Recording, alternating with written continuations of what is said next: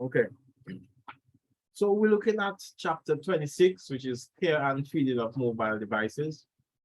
And like the previous chapter, which was chapter 25, you should have a pretty good understanding of it. Chapter 25 was understanding mobile devices. And that is because you use a mobile device. I see right now you're actually connected on your tab, right, Kremos? Which would be considered a mobile device. All right. All right. So how do you care for and take care of your mobile device? That's basically what we're going to go through today. The chapter starts with troubleshooting. I'm going through a few issues, a few common issues that you encounter when working with mobile devices, and the procedures that we go through to solve it. Right? So the first part of the chapter is fairly straightforward. But let's just take the intro and we'll jump right into it. By their very nature, mobile devices require troubleshooting and security practices that differ a lot from desktop computers and somewhat from other portable devices. This chapter explores general troubleshooting first, then covers security features and capabilities of devices common in the mobile market. The chapter finishes by jumping into the details of two different troubleshooting aspects: security troubleshooting and application troubleshooting. Comptia loves those scenario questions, so get ready for some real-world issues when it comes to security and application troubleshooting.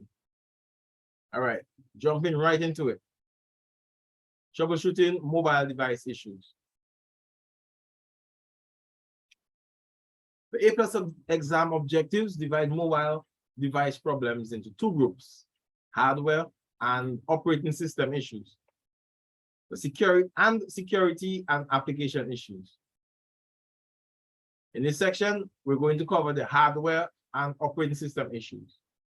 These common problems happen across all varieties, types, and manufacturers of mobile devices. And there are also issues that may affect network connectivity. And a little tip for your exam. Traditionally, there are rarely any field technician serviceable components on most mobile devices. So typically, in the event of a hardware problem, the device should be taken to a service center for repair. Companies like iFixit are making some components field replaceable, but usually only for skilled tech. So basically what they're saying there is that if you encounter a bad drive or bad memory or any other component as bad on your mobile device, more than likely you cannot just change it the way you can change it the device on a computer, right? You essentially need to send the phone into a specialized repair center, or essentially you need to replace it with a new device, right? Whether it be a phone or a tab or other mobile device. All right, so first issue you may encounter is the touchscreen is non-responsive. I mean, most of our mobile phones now, the primary interface is really just a touchscreen that we interact with. Our keyboard is on the touchscreen. Everything that or inputs that we give to the computer besides the buttons on the side are through the touchscreen. So what happens when your touchscreen is non-responsive? Well, first thing is a non-responsive touchscreen can be caused by a number of issues. The first and simplest issue to resolve is a dirty screen. We know that if you have a dirty screen, let's say some food fell on your screen, especially if it stayed there for a while and it got dried, or your screen got wet, or some other dust got on your screen, that can cause an issue with the digitizer on your screen that really supposed to recognize your touch and convert that into this the phone's response. All right. So sometimes simply wiping the touchscreen down and getting rid of fingerprints, dust, dirt, and other foreign objects may fix a responsiveness problem. So that's the first thing you should try: wiping down the phone and cleaning it. The other thing to consider is that most of these phones do have glass screens.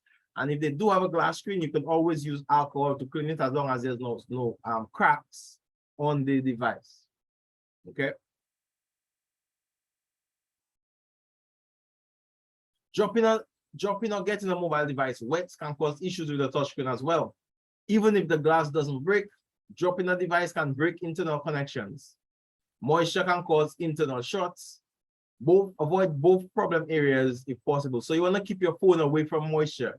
Even if most of our phone, most of the modern phones are actually rated to be moisture resistant or waterproof, which are two different things, by the way, right? You want to keep it away from moisture as much as possible. And you also don't want to give the phone any drops because you risk, among other things, damaging your screen, damaging your digitizer, breaking your internal connections, unplugging things internally, and causing issues in the performance of your phone.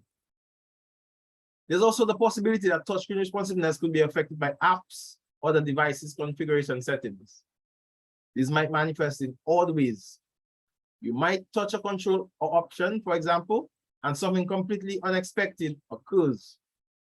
The 902 exam calls these events inaccurate touchscreen responses, but the rest of us call them really. These issues are typically easy to fix because they may involve reconfiguring an app, removing it and reinstalling it, or reconfiguring the display settings on the device itself. It may also just mean you need to uninstall a particular app that may be creating a conflict with your control. All right. Here's another exam tip. So if an app is not working or experiencing battery draining high resource utilization, try the uninstall, reinstall apps process. App developers love you. They really do. And they want you to love their programs. Sometimes the best option if an app that doesn't function the way you think it should is to ditch it and reinstall a more recent version. The Apple Store does a good job notifying you about new versions. When you go to Android or Windows Phone, the app landscape is a bit more fluid, but basically you may have an app giving you problems because it's out of date, and an easy solution would just be to update the app. Of course, we cannot be sure that that will solve every problem, but it is worth a try. All right, app not loading. A mobile device app may not load properly or install correctly for several reasons.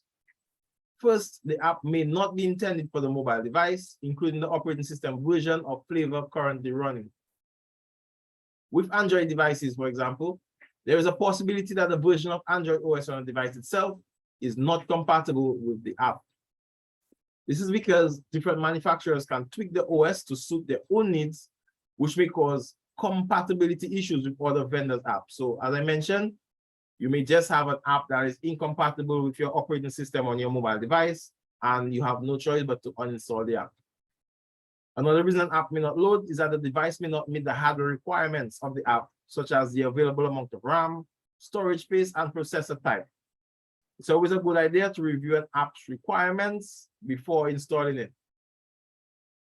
And we know that even in computers, right, there are system requirements to run certain programs or applications, and even to run various operating systems.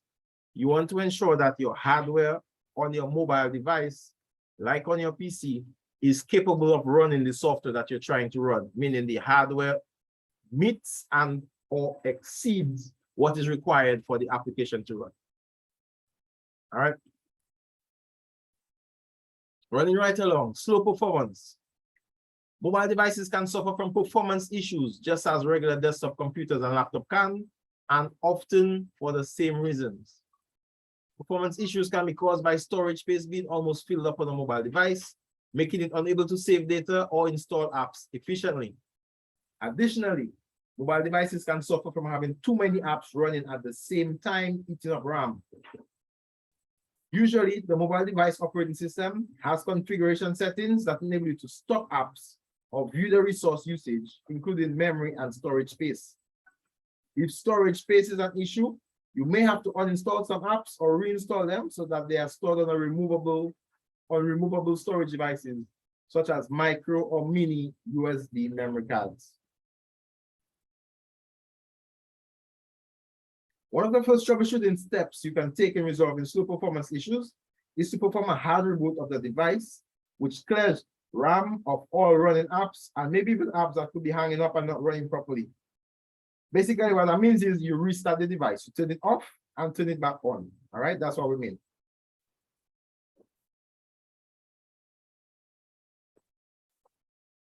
As far as troubleshooting tools go, there are plenty of apps that measure the device's performance, telling you how much RAM, storage space, CPU time, and so forth are being used. Sometimes those apps can help point the way to what's causing the performance problems. If in the end you determine that a hardware issue is causing performance problems, you should take the device to an authorized repair facility. Well, in Dominica, unfortunately, we don't have any authorized repair facilities. So you take it to your most confident tech that figure he can deal with your mobile devices, or essentially you replace the device, unless you want to send it to the US or somewhere to have it repaired there. Any questions so far, Clemo? I understand. Very understand everything. Okay. About. So far. All right. Awesome. Yeah. So we continue right along. Email issues. Basically, we live in a world where email is easily divided into two different types. We have the web-based email, like basically Gmail, Yahoo, Hotmail, and so on. Mail that uses a web browser to access your mail. And you have traditional email, where you use a dedicated email client like Microsoft Outlook or Mozilla Thunderbird, or you may use the new mail app that comes with Windows 10, right, to get your email.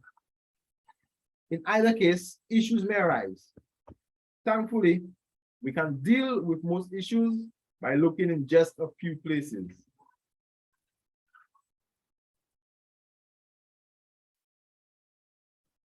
The best app. With mobile email, almost all webmail providers have a specialized app just for their email. So if you have a tab right now, you have an app more than likely called Gmail that gives you exclusive access to your Gmail account. Now, you may also be able to use that Gmail app to access your Hotmail or your Yahoo Mail, but it was designed by Gmail for Gmail. If you use Yahoo as your primary email, there is a Yahoo Mail app that you can use, and that will give you exclusive access to your Yahoo Mail. It will also allow you to access your Gmail, Hotmail, or any other mail, but it is optimized for Yahoo Mail. Basically, that's what they say. All right.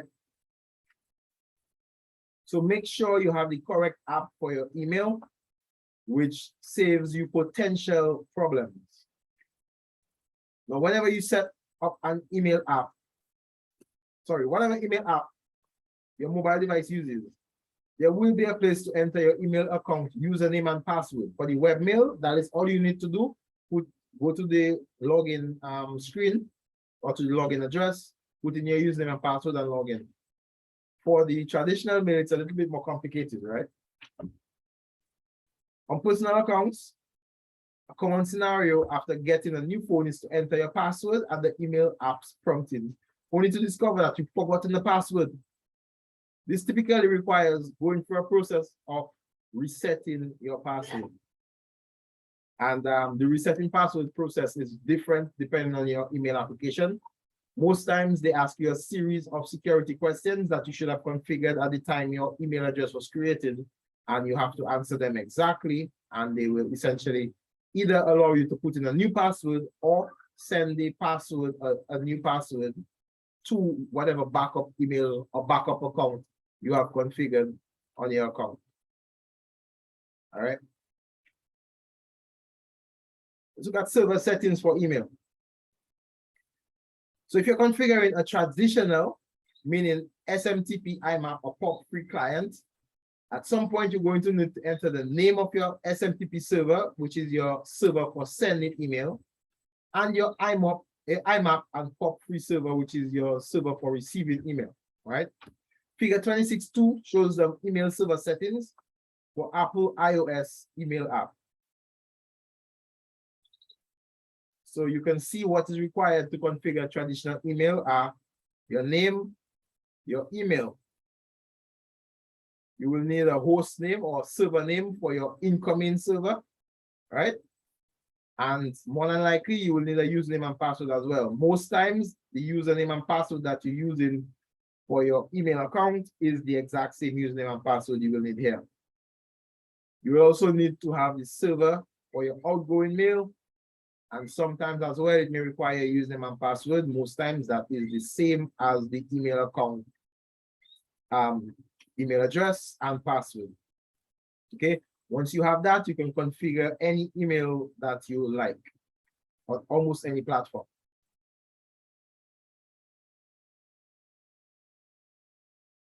Understood that, Clemos? Any questions?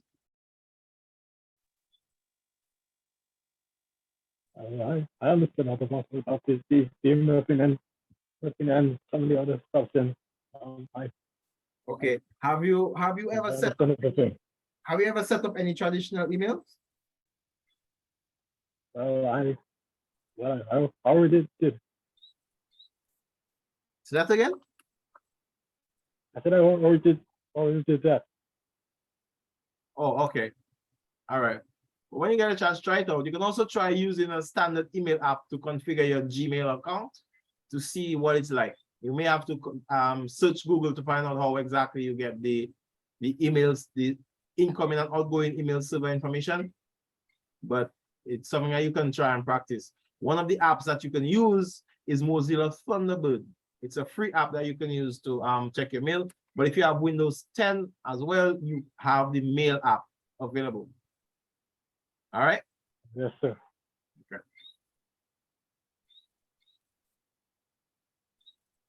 Encryption problems.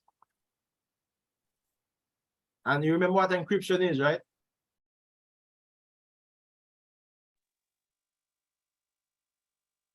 Yes, sir. All right. So using methods to secure email messages from anyone but the intended recipient generally fall well outside the accepted parameters of the A+ certification. The 902 exam has one line on troubleshooting mobile devices that reads, unable to decrypt email.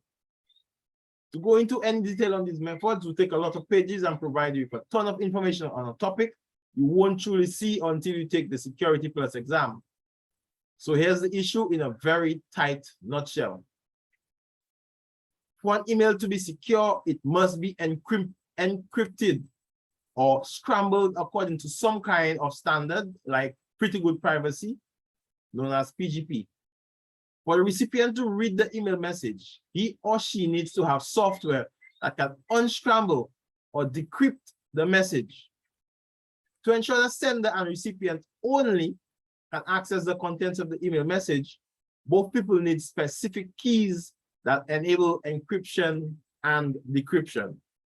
All right, it's pretty much standard how encryption works, right? Encryption and decryption works. So if you understand it in general, you should understand how it works for email as well.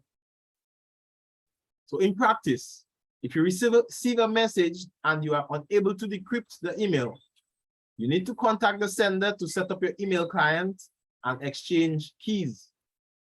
If you find the idea of securing email on your computers interesting, the PGP Corporation has a great intro website here at pgpi.org, right? /doc/PGP intro. You can check it out. I'm really not sure if that site is still up, but a quick Google search on PGP info will give you all of the information that you need.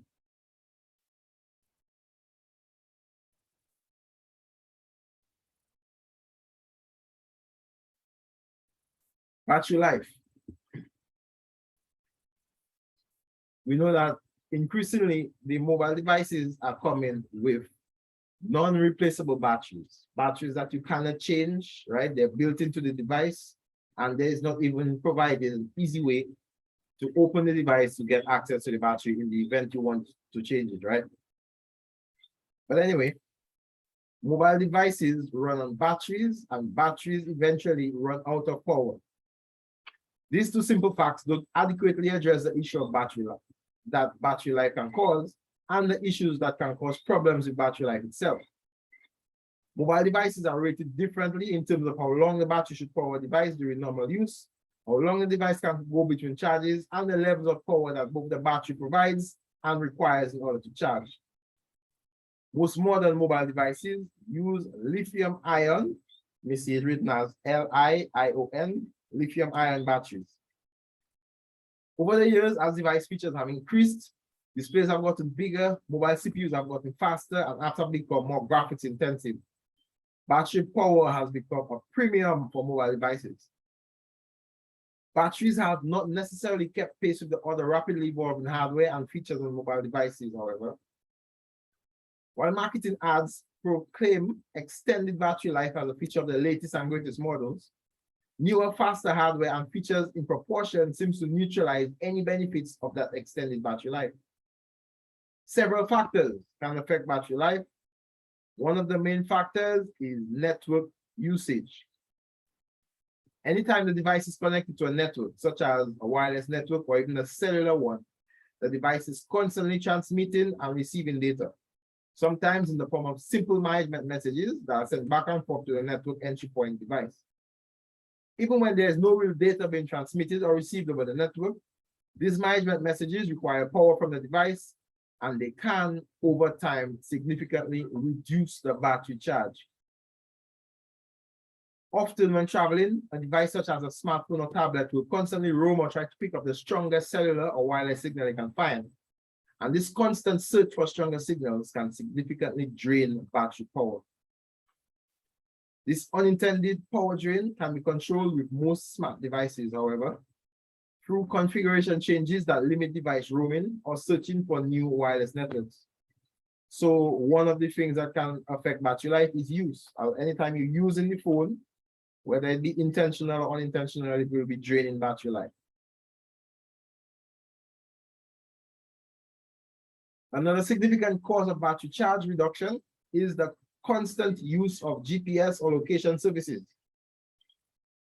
And just like all of the others, when location services are turned on, the device is constantly receiving GPS data in order to fix its location. This could be for apps that require location data in the background, or for active apps such as mapping software that use the GPS receiver.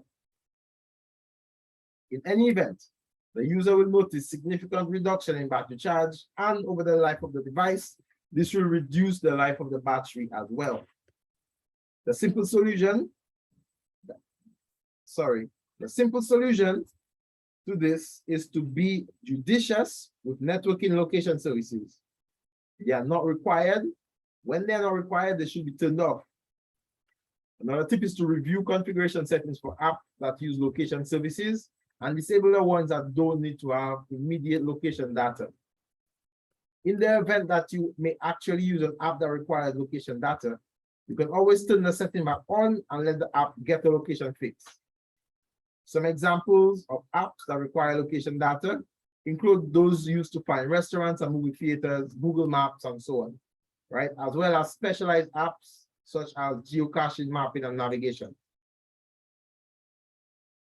Another factor that affects battery life is your screen display and brightness. A screen that is configured to constantly show the brightest level will significantly reduce the battery life.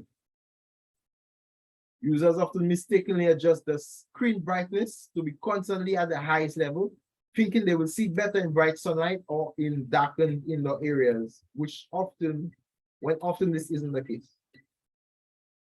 The display controls on a mobile device should typically be configured to automatically adjust the screen brightness based upon factors such as device sleep or suspension, app usage, or even smartphone call use. Another thing that you can do is you can actually configure your brightness based on the brightness in the environment. So if you're in the bright sunlight, you can configure your phone to get brighter. And if you're in a shaded room or in a dark room, you can configure your phone to get dimmer to conserve battery life. Figure 26.3 displays the battery usage for an Android smartphone. Notice how much of the battery is being drained from the screen configuration alone. So the screen is draining 65% of the battery.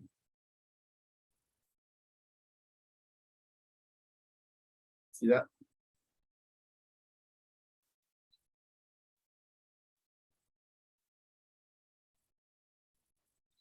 So exam tip, you need to be familiar with the factors that can reduce battery power and battery life. Let's go over them again. What are the things that can reduce battery power and battery life? Well, first thing is any and all sensors on your phone. Wi-Fi, mobile sensors, your gyroscope that will automatically turn your screen the right way when you rotate it, your GPS sensors, all of these sensors will affect, once they're turned on, will affect your battery life. Okay. The brightness of your screen as well can affect your battery life. And here's another thing that the book didn't mention. Sometimes you may have those fancy screen backgrounds or screensavers that show movement. They're animated and they move all the time. These consume quite a lot more battery life than your standard image, still image or black backgrounds, right? So you should also consider that when configuring your display, your display configurations, your backgrounds, your screensavers, and so on. All right.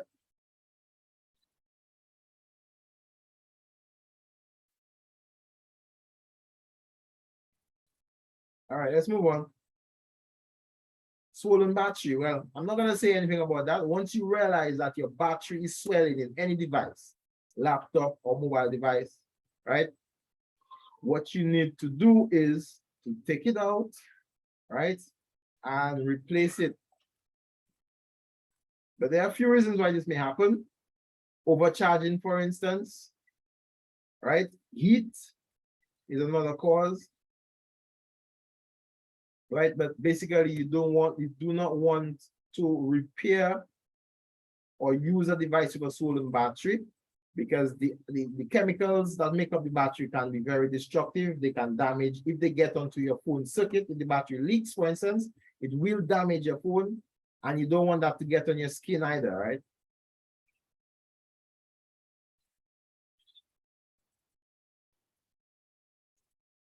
Overheating.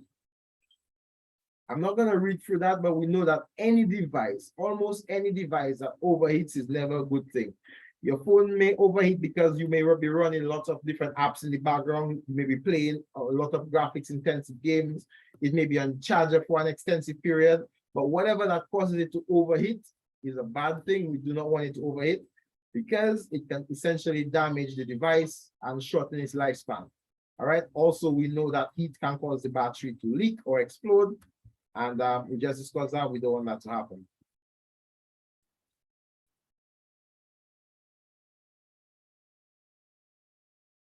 Frozen system.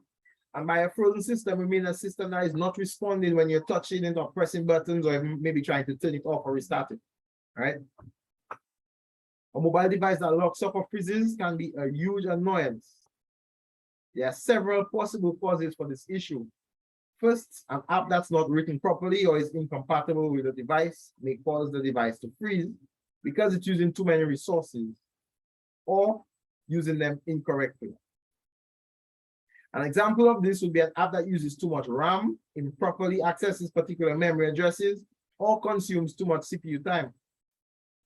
A second cause could be a network connectivity issue. A device will often seem to freeze when it's desperately trying to find or maintain a network connection, and this will consume a lot of resources until it finally gives up. And finally, faulty hardware can cause a device to freeze. This can manifest itself as a frozen touchscreen, hanging apps, and generally poor performance. The solution to a frozen system, both mobile device and desktop, laptop, whatever the case might be, is to reboot it, clearing its RAM and restarting it.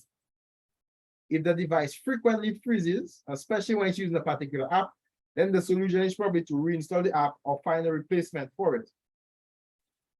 Sometimes operating system issues can cause device freezes. So look out for patches or updates that may correct those type of issues. If the device randomly and with increased frequency freezes up whenever using any type of app, it is likely a hardware issue. And the device may need to be serviced. And we know that most times when you have hardware issues with mobile devices, servicing is not good enough. Likely you need to replace the device.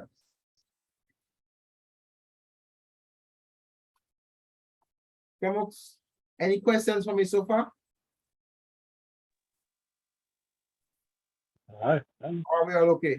Thanks for the information. Okay, so we can continue. Yes, sir. All right, awesome.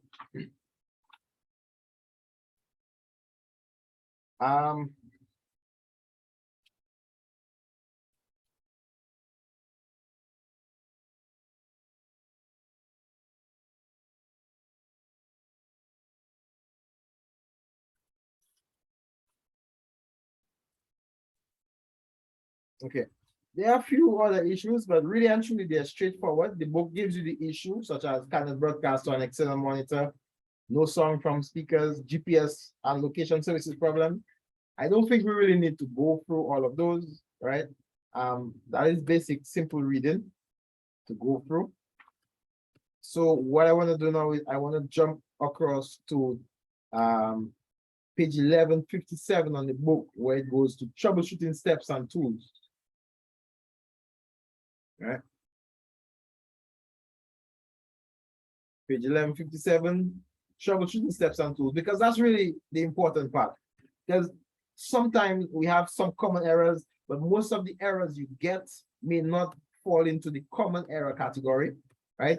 And you're going to need to actually do some troubleshooting. So the steps that you take to troubleshoot is very important. So let's go through that.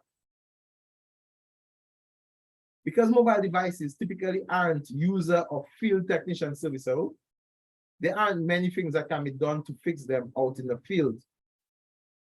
The few things that can be done are fairly common to all mobile devices and typically follow some kind of common sense pattern of steps, much like troubleshooting steps for desktop computers. If these initial troubleshooting steps do not work, then the end solution is to take the device to an authorized service center. Some of the steps may involve data loss, if active apps and data are in memory when the steps are taken, and some steps may involve data loss simply because the device may have to be reinstalled from scratch.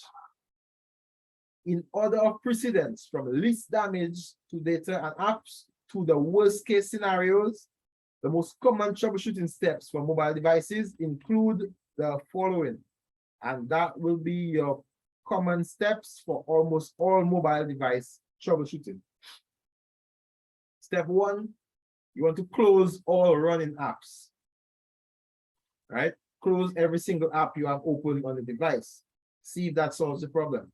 Sometimes you may have an app that does not want to close nicely and you have to force it to close. That is what you need to do. You can force an app to close. Depending on your operating system, you may have to you may find a different way. But most times, if you go into the app settings, there's a button, especially in Android, you click force close or force stop, and it should force the app to stop running. You can try adjusting your configuration settings, and what those configuration settings are will vary from app to app, from phone to phone. So it's something that you have to understand how to get to, and how to get to the various settings that you need, and how to understand what settings need to be changed. You can also try uninstalling and then reinstalling the apps, right? Or you could also try updating the app or getting a newer version, right? You could do a soft reset, which is restarting the device. A hard reset, right? Which is a complete turn off, leave it off for a while, a few minutes, few seconds, a few minutes, and then put it back on. We can restore the device from a complete backup, which most of us don't have, or we use the cloud, or we can, in a worst case scenario, we can reset the device to the factory defaults. Again, that may require pressing a certain combination of buttons or following a certain series of steps, depending on your specific device. It will vary from device to device. So the easiest way is to get some instructions, do a Google search, watch a YouTube video that will give you the specific instructions for your device type and model. All right.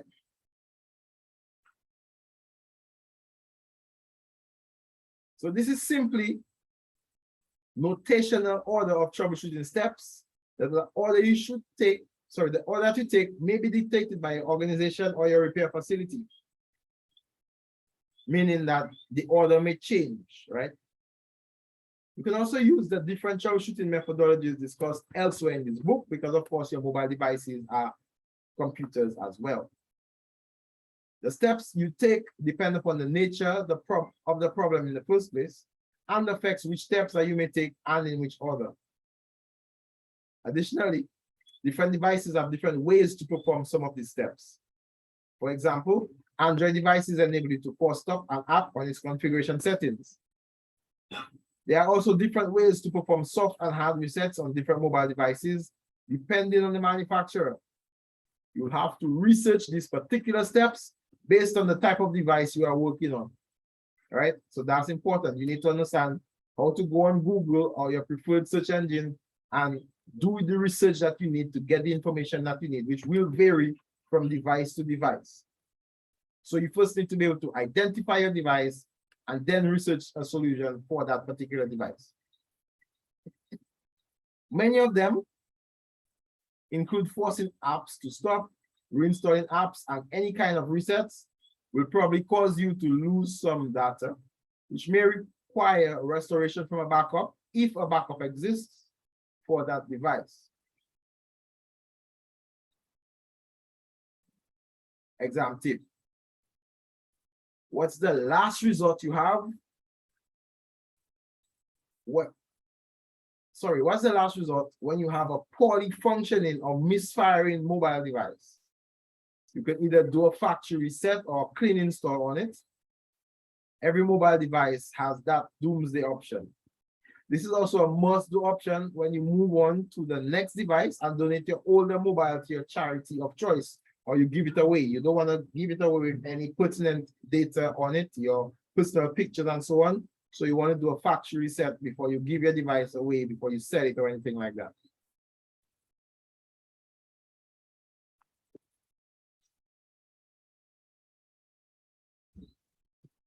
All right. Securing mobile devices.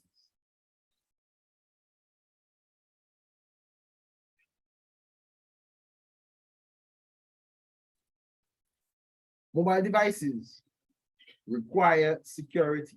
Again, just like any other computing device. This applies to company-owned devices and personal ones. All need to handle damage, malware, data loss, and theft. Now, I'm not going to read through that, but you may see in different scenarios, different references made to different devices. You may see a device referred to as a BYOD device or bring your own device, meaning bring your own device to work. Or you may get a particular job that provides you with a corporate-owned device. So the job may give you a phone or a tablet with a specialized number or with specialized apps or services built into it or installed on it that you need to perform your job. All right. Just going to read the first part of it. So the bring your own device war was one that was briefly fought and lost by organizations hoping to continue the long-held tradition that IT assets belong to and was strictly controlled by the company, not the individual. As more and more mobile devices were brought into the infrastructure, however, IT folks realized that the genie was out of the bottle and that they would never completely be able to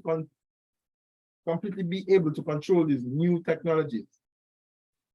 In some cases, companies may be able to enforce a policy that prohibits the use of personal devices to access corporate data and resources, particularly those in high security environments, like in top secret firms, military establishments, government institutions, and so on. All right. So you may come across a situation where they do not want you using your personal device to access not even the company's network for security reasons. In that case, they may more than likely provide you with a specialized device that you can use, which will be owned by the corporation. All right. That is really the difference between the bring your own device and corporate devices.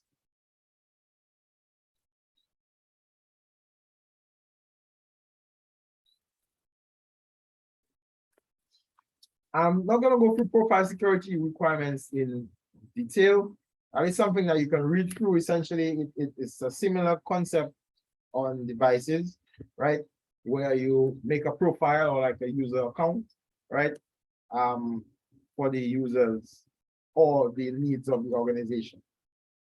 Okay, so I'm going to do that for you guys to read. And if you have any issues, feel free to let me know.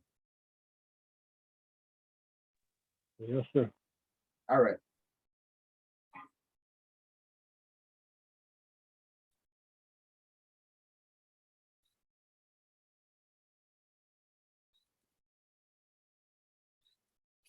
Preventing physical damage. That is another section that I'm not going to read, but we know how it is that we prevent physical damage to our devices. We have cases, right, that can enclose our device, protect it from falls, bounces, and so on. We have screen protectors, right, that can protect our screens from scratches, from cracks, and so on, right? We have protective covers. We also have special carry bags and so on. So all of these things we use and implement to prevent physical damage to our device, to extend its life and prolong the available use we have from it. All right. I'm just going to say one thing on malware. Just like regular laptops or desktop computers, your mobile device is a computer as well, and it means that it can be affected by malware or viruses, right? So you want to always ensure that you have a proper antivirus or anti-malware application installed on your device. AVG has been a favorite application of mine for antivirus protection for a number of years. There is a desktop version that you can use on your regular computers, but there is also a mobile version that you can use on your mobile phone. So, or your mobile device, sorry, it may be a phone, it may be a tab. So ensure that you have software to protect your device from malware and viruses and other things, you know, Trojans, and other malicious applications. Okay.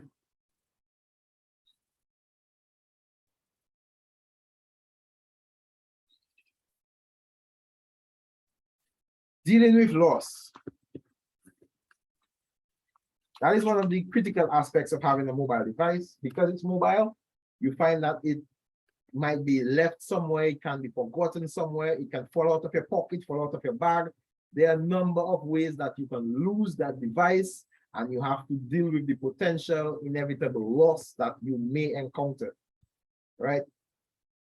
So first thing you want to do is protect your data from access by putting a good password or a screen lock on the device. Just like on a computer, you want to ensure that you have a proper password on your device so that if it falls into the wrong hands, at least they don't get access to your personal data, right? They may get access to the device, they may be able to wipe the device clean and reinstall an application on it, but they should not get access to your personal and confidential data or your business data, right? If you protect it properly. And we know there are a number of ways we can do it. We have passwords, we have PIN codes, we have fingerprints, we have fingerprint locks, we have eye locks, we have facial locks, we have the swipe to create the patterns on the screen locks. A lot of different methods to lock on and protect our devices. Whatever method you choose is up to you, but you do need to take that into consideration to protect your data from the potential loss of a device. Okay. Now, if your device is lost, most companies, Apple, Microsoft, Google, even Samsung, for instance, if you have a Samsung device, offer locator services for discovering the whereabouts of your misplaced mobile device. Of course, you do need to have your GPS enabled, or your device need to have GPS enabled so that you can track the phone that way, or the mobile device that way, right? You can log into your Apple iCloud, for instance, or log into your Google account to track your device, or your Samsung account.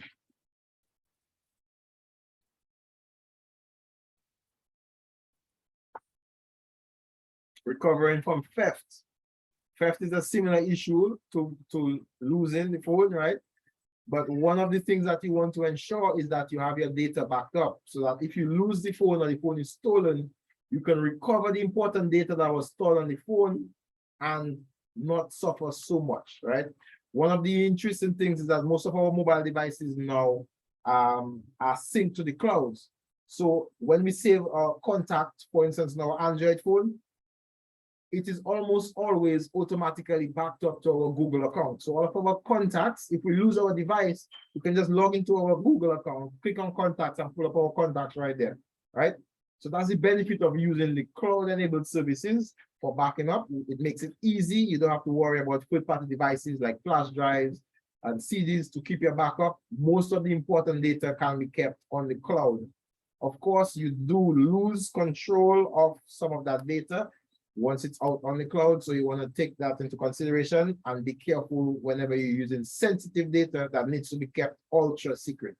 All right, that may have nothing to do with you right now, but you may get a job with the government at some point and you get a top secret clearance, it will apply then.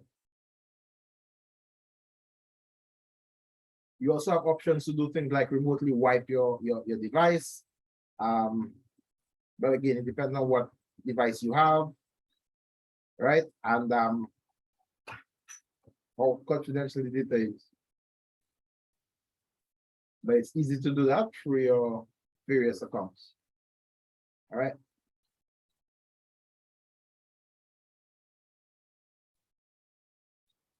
Okay.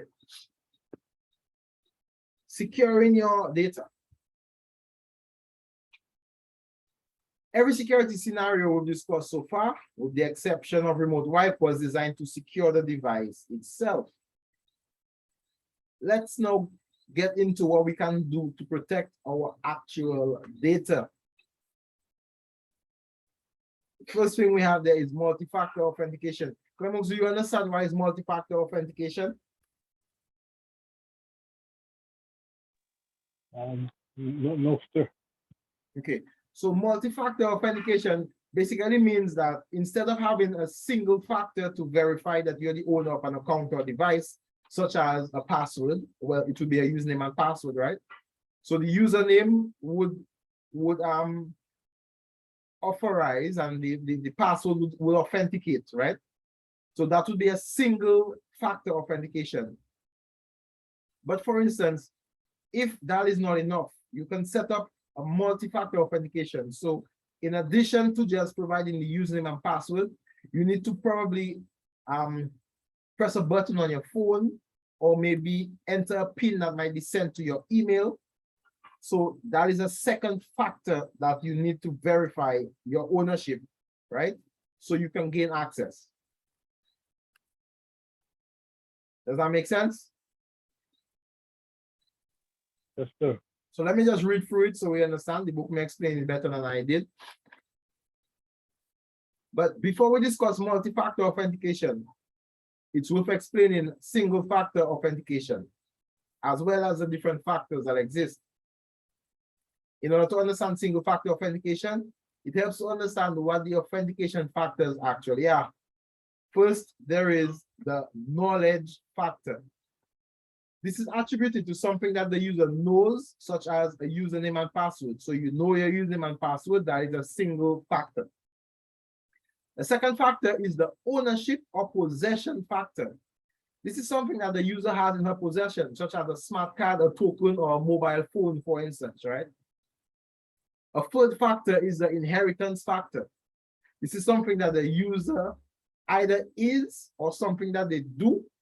And an example of an inheritance factor is a biometric identifier, such as a fingerprint or retinal pattern or a facial scan, all right? Or even vocal scan. You commonly hear these three factors referred to as something the user knows, something the user has, and something the user is, right? That would be multiple factors to authenticate the user.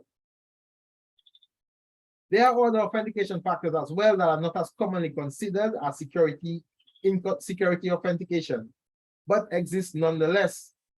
For example, something you can do, an inheritance factor, could be used in an authentication scheme whereby the user draws a certain pattern on the screen of a mobile device. Another authentication factor is the location factor, or somewhere you are, meaning that this can be used if the individual location can be pinpointed by a GPS or some other method. So for instance, you can restrict access to a particular account unless you're in a particular location. So you can only access that particular account at your home or at your workplace. If you try to access it anywhere else, you will not be able to pass that second or third factor and you will be denied access. Yet another factor is a temporal factor. This factor is time-based and may require log on at a certain time of day. For example, you can only log on during working hours or after working hours, not otherwise. And if you try to otherwise, you will be denied access. All right.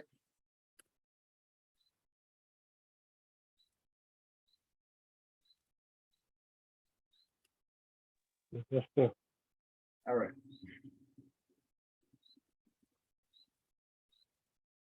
You have other methods like time factors, pins, right? That are only good for finite amount of times. You can set up multiple ways to get multiple factors to authenticate your well, who you are, to gain access to your account for additional security. Okay. So does that explain the multi-factor authentication?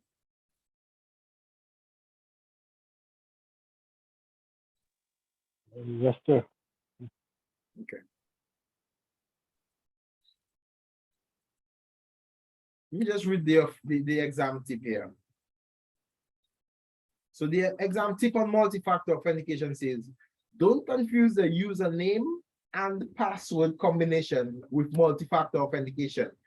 That, even though it's two things that you require, a username and a password, that is actually just one factor being used there, which is the knowledge factor. You have to know your username and know your password. So that's considered one factor, not two. This makes the username and password combination a form of single factor authentication. All right. Now, if you have to use your username and password and still scan your fingerprint, which is a biometric authentication, then that would be a multi-factor authentication. All right. So I'm not going to go for biometric authentication again. That is fingerprints, eye scanners, voice scanners, facial scanners, and so on. All right.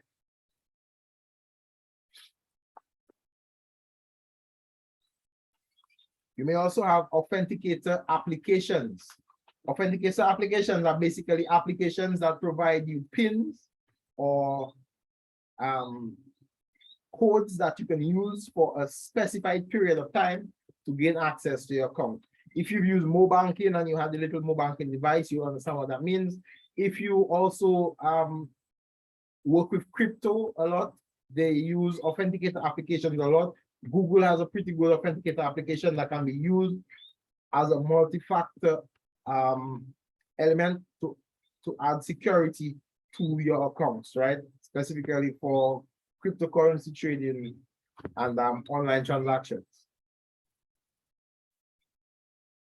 So basically, an authenticator application is one that you download onto your phone or the device, and it'll give you a PIN code that refreshes every minute. So you have to put in the right PIN code within that specific minute to gain access, or something to that extent. All right, it may vary depending on how the specific device works.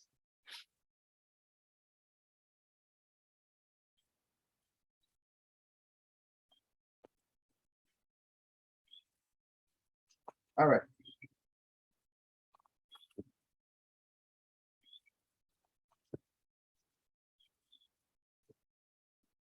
Trusted versus untrusted sources. So for the most part, getting software from legitimate app stores run by the major vendors such as Apple, Google, and Microsoft and Amazon is not only easy, but it's usually secure, and that's known as a trusted source. So if you get an app from the App Store, then it's usually considered a trusted source. However, you may get an app from a particular website, or you may get it through an email that maybe you purchase the app and they send the installer for an email. That will be considered an untrusted source, and you may have to enable specific functions on your phone to install those sort of applications, right? But anyway, let me just read the first part of that. Different vendors have different requirements for developers to get an app into an app store. And these include security requirements as well. Some of these stem from the development and support model used by the vendor. Apple is very monolithic in their device and application structure, strictly controlling all aspects of both the device and the apps that run on it. Apple is extremely strict. For example, in terms of how developers must create an application that's sold in iTunes. Android, on the other hand, is based upon a multi-tier model where the devices are developed separately from the apps and even the operating systems that run on them.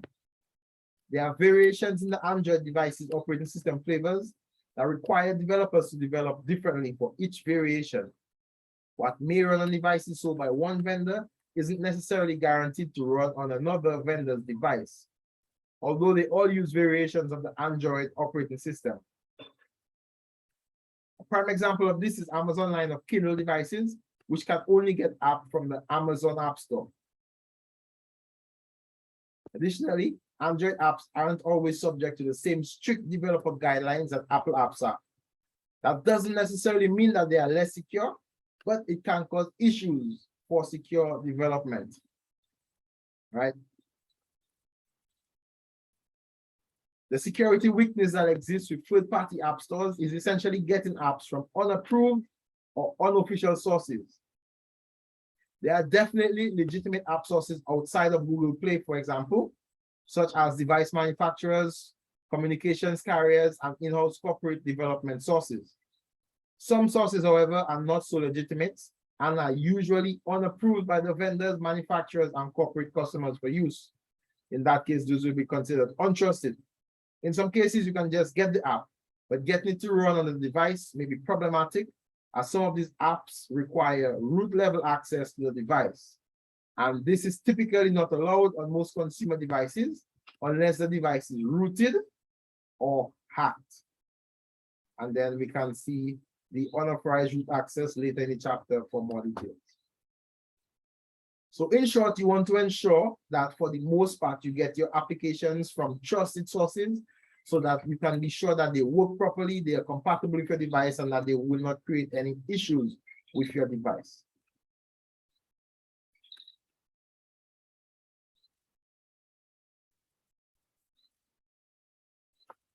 Firewalls. We already know what a firewall is, but you do have devices that come with their own firewalls built in, whether it's pre-installed like a software firewall or you have to install it yourself, right? But basically a firewall is used to protect the device from outside access, all right?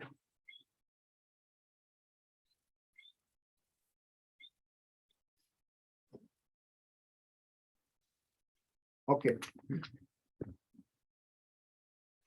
Mobile OS and application security issues.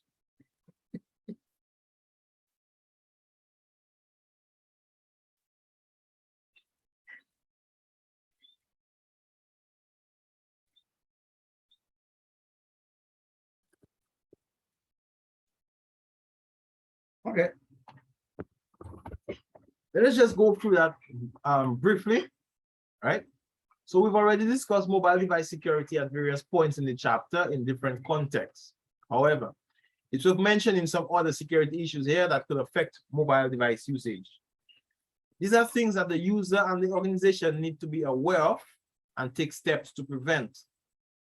This set of issues that mobile devices can encounter include network connectivity and security issues, issues that are frequently outside of the control of the user or even the technician. Some, however, do have to do with the device configuration, and we'll look at each of these in the next section. Let's jump right down to it. Connectivity and data usage issues.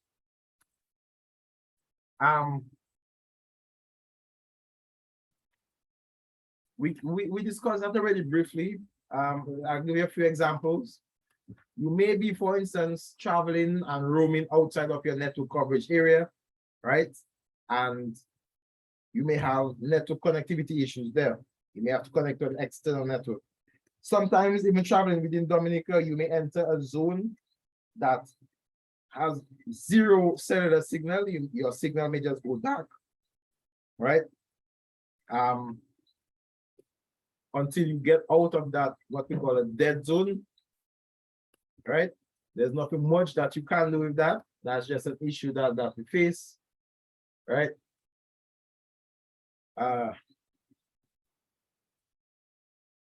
Or sometimes you just may be so far from a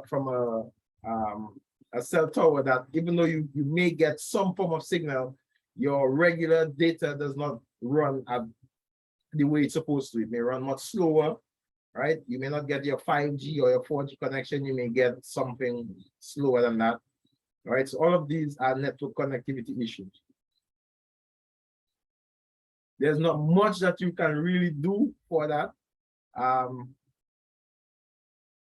The solutions are typically straightforward.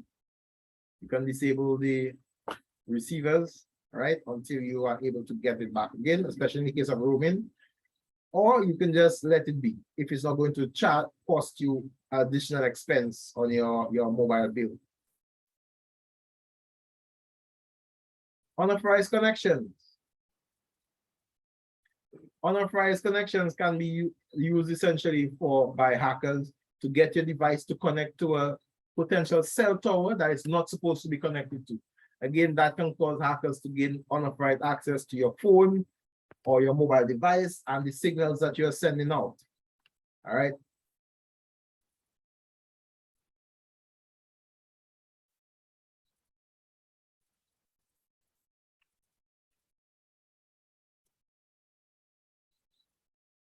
Quick exam tip here. The 902 exam suggests a couple of options for dealing with rogue connections, namely through apps called cell tower analyzers and Wi-Fi analyzers. Although you can install such apps on a mobile device, they don't do much to help you in the exceedingly rare circumstance of encountering a rogue connection. Unauthorized data access. Well, anytime anybody gets access to any data that they're not supposed to, that is unauthorized data access. It could be as simple as your brother or your sister at home gets a hold of your phone and are able to get access to your company work files that they're not supposed to, right? That is unauthorized data access.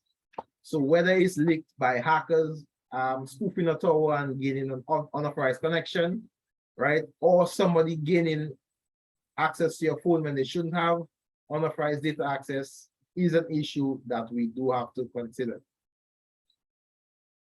All right.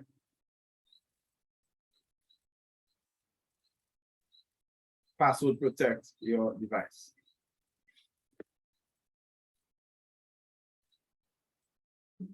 Unauthorized account access. Again, we know what the accounts are. You create multiple accounts, like your email account. Everybody has an email account, a unique email account. You don't want me accessing your email account. That will be unauthorized account access. Just like you don't want me accessing your personal account on your desktop computer, right? Because that gives me access to files and other data that, again, I may be unauthorized to access. All right. Unauthorized root access is gaining access to the root of your phone, or essentially the core hardware of your phone. It's known as jailbreaking or hacking your phone. And it enables you to exercise more control over your phone. You can do certain things. You can install certain apps that can give you unsettled access. You can control almost every aspect of your phone if you gain root access. But typically that voids your warranties because the manufacturer do not want you having root access to your device. Sorry, just noisy vehicle passing by. Especially Apple, right? Because Apple likes to maintain tight control. Also, they like to maintain root access. They like to keep root access away from you to maintain the performance of the device over a longer period of time. Because if you gain root access to the device, it's like gaining admin access on a desktop PC. You can more likely break something with root access that cannot be fixed easily. All right. For instance, if you get a phone infected with a virus, right, and it doesn't have root access, you could probably easily remove that virus by resetting the phone to default. But if a very destructive virus has root access, you can potentially lose hardware components of that phone. All right, when the virus attacks.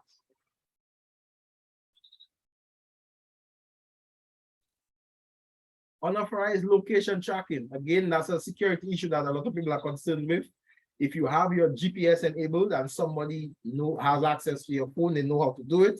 Just the exact same way you can track your phone if it's lost or stolen. Somebody can track your phone if it's not lost or stolen, but in your pocket, and by default track you. And that will be essentially unauthorized location tracking. How you can protect from that? Keep in mind your GPS connectivity does consume battery power as well. If you're not using it, turn it off. Considering that if you lose the phone with your GPS off, it makes it all that more difficult to track it. Okay, so pros and cons for every action you take there. Unauthorized camera and microphone activation. Again, that's straightforward. We do not want anybody getting unauthorized access to our devices, cameras and microphone, so that they can see us or hear us without we are aware. That is straightforward. I don't think we need to go much further into that. We don't want people spying on us.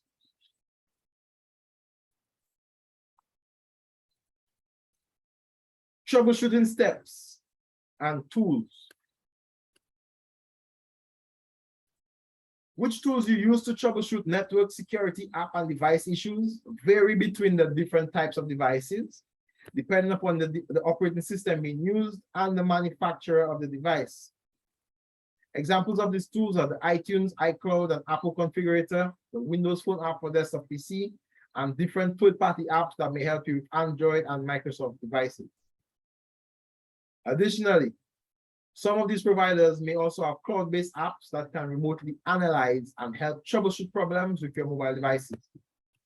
You can also send diagnostic information files from the devices to the different manufacturers simply by running diagnostic commands or software apps on the device themselves. There are also generic tools that will help you regardless of the type of device you are working on. These include anti-malware apps and application scanners. Anti-malware apps can scan for, detect, and remove malware on the device. App scanners typically run an app before it is installed or updated and can give you information such as what network connectivity the app requires, what permissions it needs, and what access the app has to certain hardware and functions on your device. So you can determine if you want to install that app beforehand. App scanners can also tell you what type of data access the app has to your personal information, such as contacts and media files. Usually the app will ask for permission and give you a dialog like that, enabling you to determine what access you give the app. But again, with most apps, if you don't give it all of the required access, you lose some of the desired functionality. Always maintaining a current backup of your device is one measure you need to take in case all else fails. Different tools used to perform backups and restore data include iTunes if you have an Apple device, and the various synchronization tools for Microsoft and Android devices. Another option is to back up the data to the manufacturer's user cloud storage, such as Microsoft OneDrive, Apple iCloud, or Google Drive. All right, so backup is critical in device security because it enables you to recover in the event of a device loss or a device failure. Any questions for me, Clemo?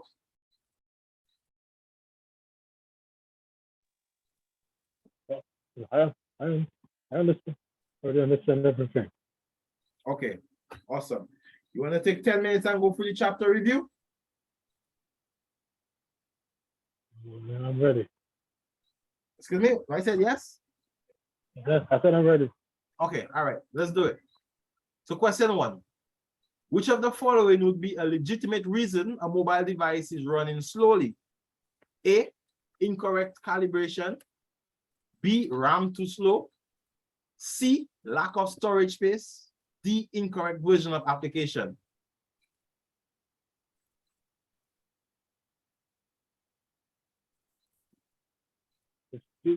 Lack of storage space. C, lack of storage space would be a definite reason why your app would run, why your device would run slowly, for sure. Question 2. Patty has both Gmail and the traditional SMTP/POP3 email account. She wants to consolidate the traditional account into her Gmail account.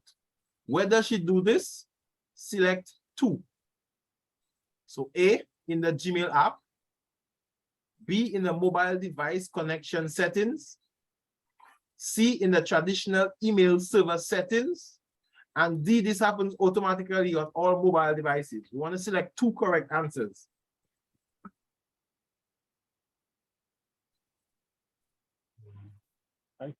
I should rather choose B and C.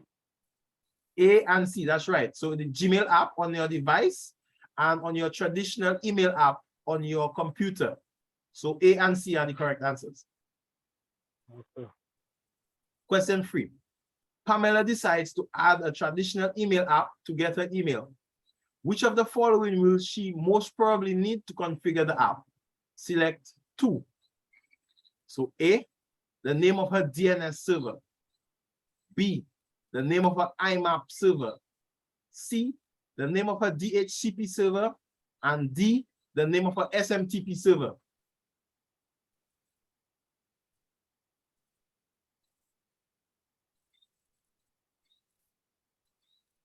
So we want 2 things that Pamela needs to configure her traditional email app to get her email.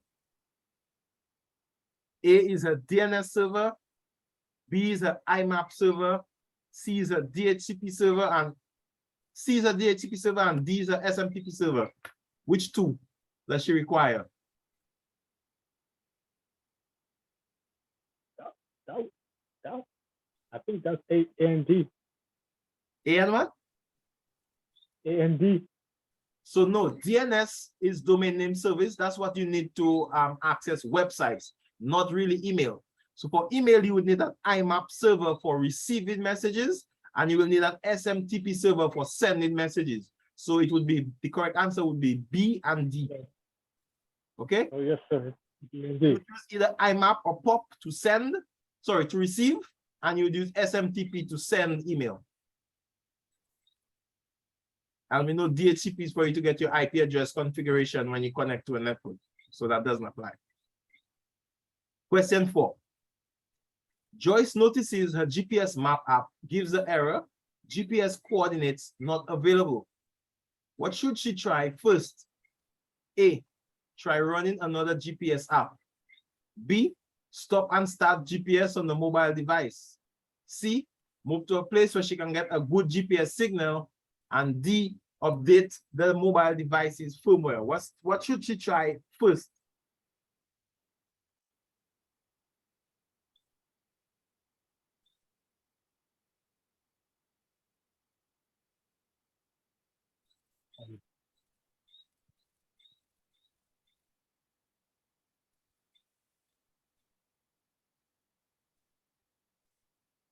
Should she try running another GPS? Go ahead.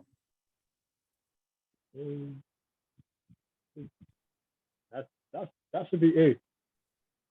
Try running another GPS app.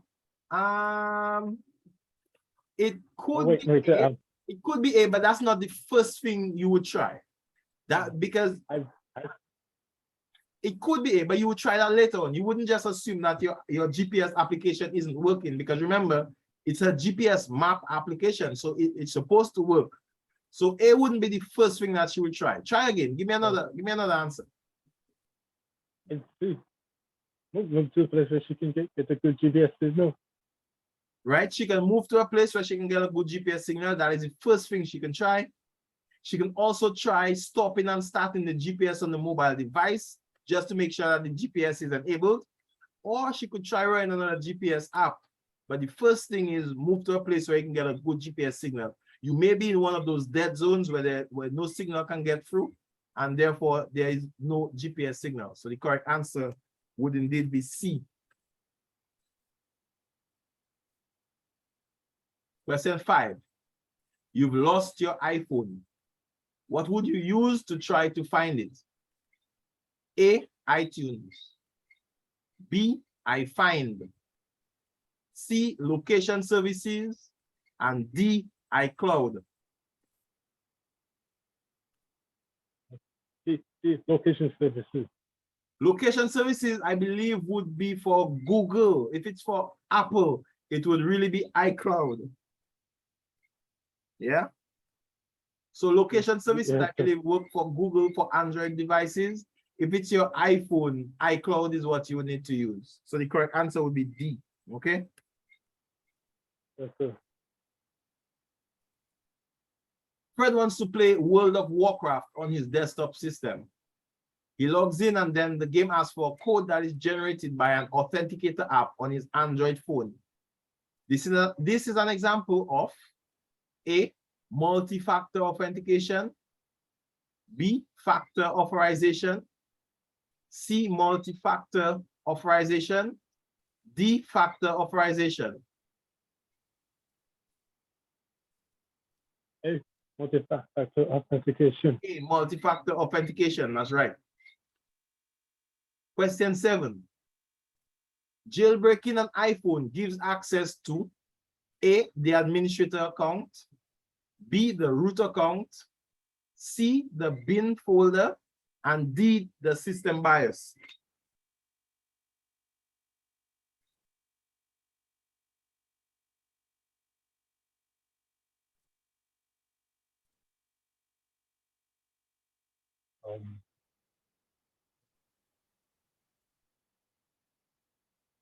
So the root account. The root account, that's right. The root account is the one that gives you total access to all of the phone's features and functions without any restriction. You do have an administrator account by default. Question 8. A great way to protect data on a removable media card is to A, encrypt it, B, lock it, C, remove it when unneeded, and D, format it.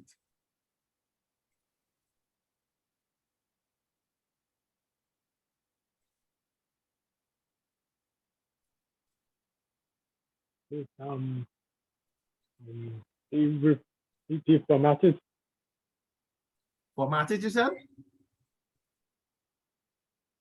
Yes, sir. Format it would actually completely remove it from the device, which would be the same as C, removing it when unneeded. So that wouldn't protect the data, that would actually be removing the data. We want to protect it. A great way to protect it. Try again. A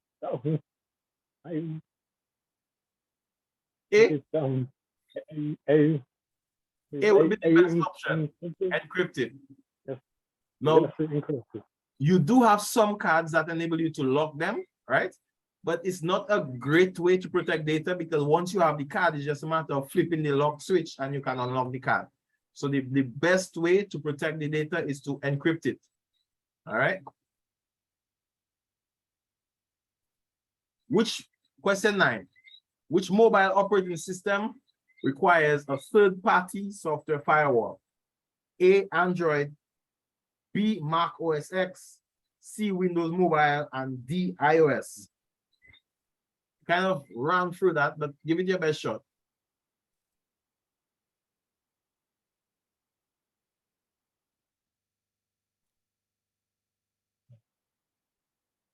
Mac OS X. No, Mac OS X, first of all, is not a mobile operating system. Mac OS X is designed for their desktop systems. Try again.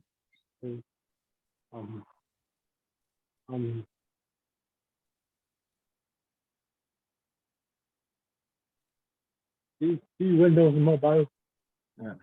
No. So only Android requires a third-party firewall solution. Windows has firewall built in. Remember, we have Windows Firewall, and Apple. And Apple typically builds firewall into the operating system. So only Android requires a third-party firewall. Android does not include a built-in firewall. Okay?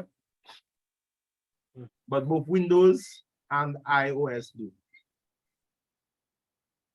And last question. Users bringing personally owned mobile devices into an enterprise or business environment is called A, importing, B, CMYK, C, providing, or D, bring your own device, or BYOD. Sorry, I should have just said BYOD.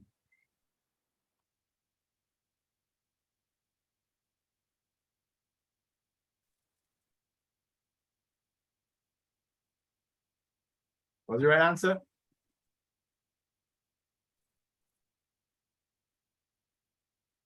Okay, important. No. Importing is if you're bringing a device down into Dominica from America, then you're importing it.